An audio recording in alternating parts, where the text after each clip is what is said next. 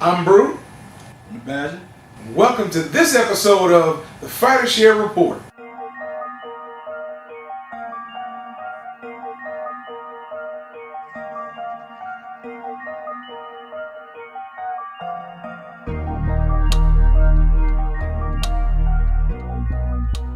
Welcome back to this week's show. We're going to start off with On My Grind. Who you got this week, Badger? On my grind this week, I got Regis Rougarou Projet. Right, Google? Something like that. Rougarou Projet. I'm not sure what Rougarou means or what it is. He came into the ring with some type of mask on. He's from New Orleans, so it could be some type of Mardi Gras, voodoo type theme. I have no idea. So it's not Rudy Poo. No, he's definitely not Rudy Poo. Okay. Not at least bit. The guy can throw down. Okay. I watched him fight a friend of our show, Amos Coward. Yeah, local guy, Amos. He fought Amos about a year ago in Atlantic City. Okay. It was a tough fight. He actually won the fight. Amos gave him all he could handle for 12 rounds, but the guy really showed a lot of skill. Superb body work. Okay, so I watched him last night, or actually Friday night, on the Next Generation Showbox card, which showcased a lot of up-and-coming talent. And he fought this guy, Herrera, and he stopped him in the first round, I think, with a body shot. Whoa! Body shot, dropped in, party done. It was it. He's been quoted as saying he can stop Adrian Bronner, that he'll hurt Bronner. He also has sparred with Austin Trout. Big up to Trout, I haven't got a chance to ask him about that. But he's also sparred with Trout, who's also a friend of the show. So hopefully I get a chance to, talk with Trout. Maybe we can give him a little insight on how good Regis is. Or maybe Regis could actually, join the show one day. Maybe we can get him on an interview or something. That'd be great. And we know now to stop Adrian Bronner, you got to do it in the bowling alley. Or just not pay him at a bowling alley. Yeah. After he loses the boy. Right. He's supposed to be a pretty good bowler from what I heard. Well, he wasn't that night. But he did get a strike. Hopefully it's not his third strike. I don't know, but it was one too many because the old boy might be sitting down for a minute. Yeah. So hopefully for AB, he can get out of this one. Whoo! But that's who I had on my ground. All the way down from the 504 New Orleans. So the first one I got off Philly. And right? Haitian. And Haitian. Well, he might be because he's Creole. Because he Crip.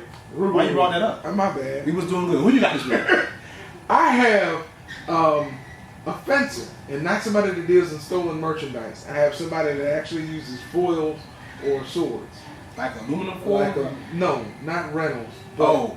It's titanium. It's sort of a heavier grade of aluminum. Okay. Like sword fighters, but in the Olympics. Okay, gotcha. The same sabers, kind of like Cyrano de Bergerac and all that stuff. Don't know them. The Three Okay. Musketeers. I only seen it in the movies once. Never read the book. Anyways, Romeo and Juliet. Never mind. The gentleman that I chose, he's the top-ranked fencer in this country. His name is Alexander Macialis, and he's out of California. He goes to Stanford University. Also studies mechanical engineering. But he is the top-ranked fencer in the country and the favorite to win gold at the Olympic Games in Brazil. Wait a minute. You just said Alexander goes to Stanford? Yes. And he majors in, Mechanical engineering. and he wastes his time poking people with a metal stick. Which probably got him to Stanford on a scholarship and is getting him to the Olympics. So, yeah. Like NCAA commercial, they'll be pro at something and most likely won't. Actually, fencers, they have club play and they do make money doing fencing after amateur sports. Okay, are over. awesome. And his father was an Olympian as well. And he's following his father's footsteps. He started fencing at the age of 7, stuck with it, became the best in the country, and we'll see this year in Brazil if he's the best in the world. So at the age of 7, he was playing around with the cutlery in the house, like. No, he probably used the TV antenna, because that would be more, yeah. The youngin wouldn't know because they didn't have antennas on his TV when he was growing up. Shout out to all the babies that had to use the bunny ears. Yeah. With the aluminum foil. And lift your leg and hold it by a window if it was just too bad outside. That's our On Our Grind segment this week. We'll be right back. Stick with us. The Fighter Share Report.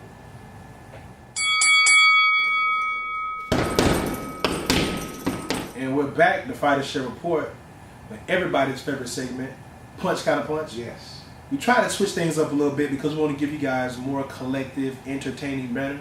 So we're going to keep it down to one subject. And this week, Brew gets to serve. What we got for Punch Kinda Punch, brother? Well, we're talking about women in the ring and in the octagon. Okay. And some people say it's a good thing, some people say it's a bad thing.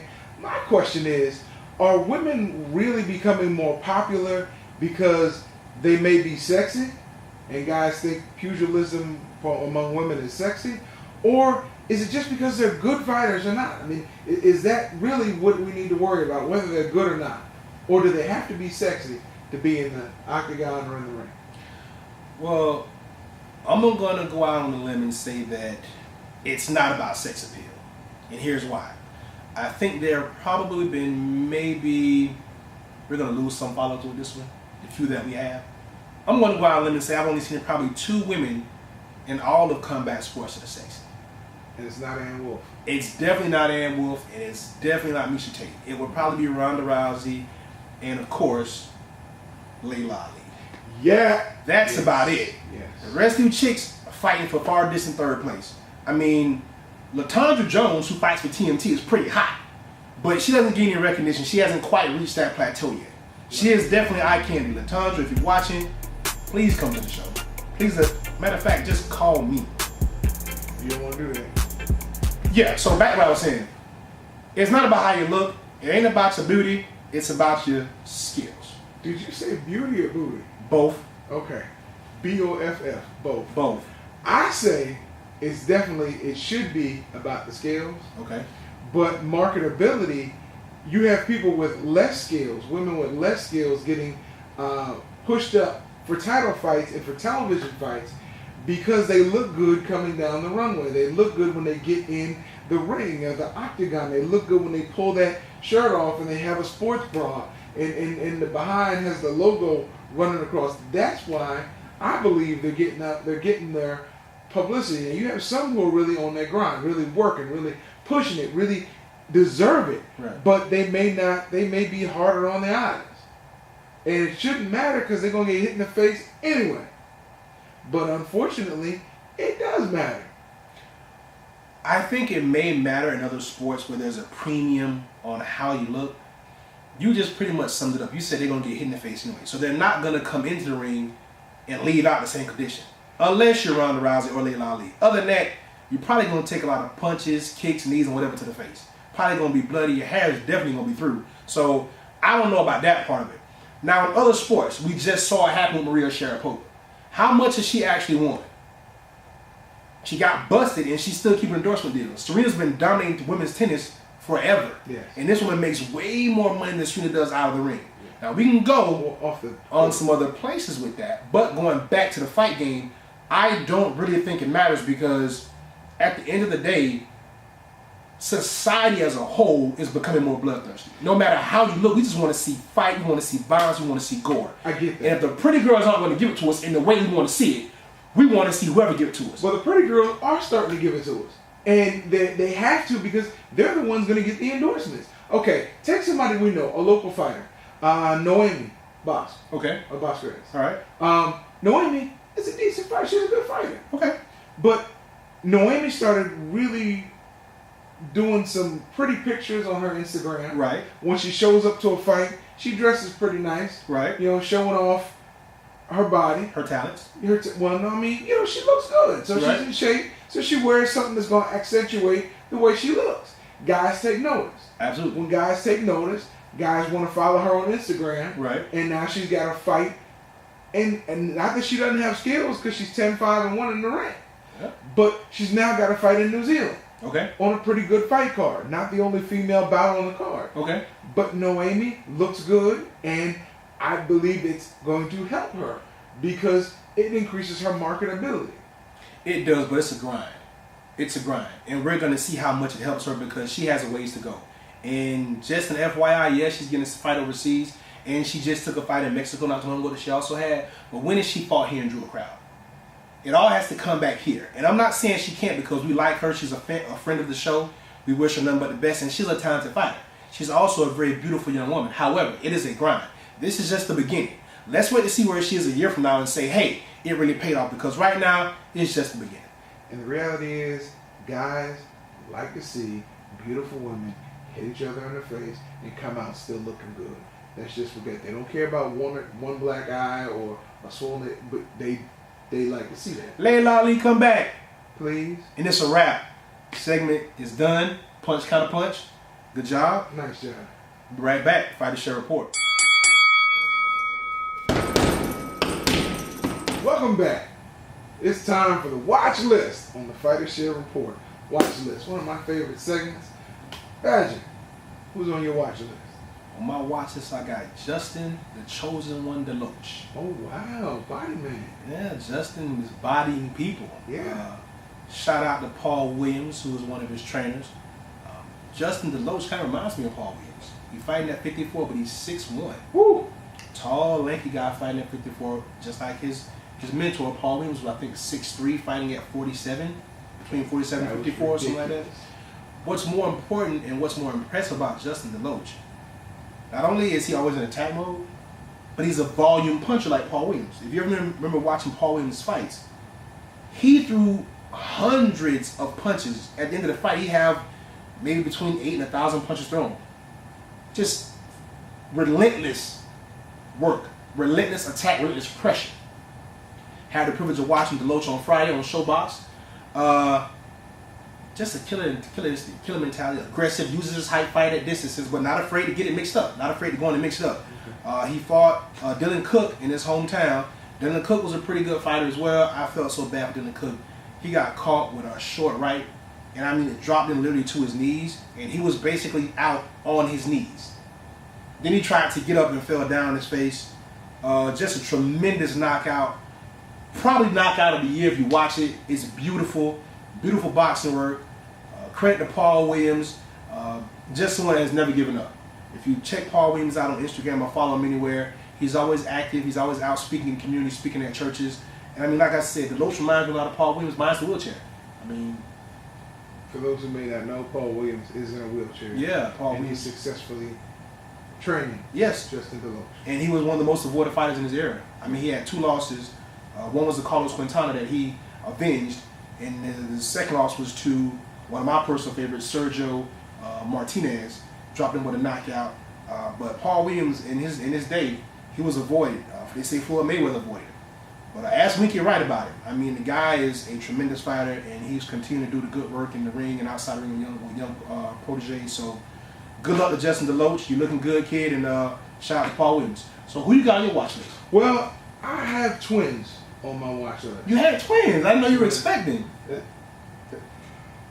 Wow, I thought the youngin had cheesy jokes.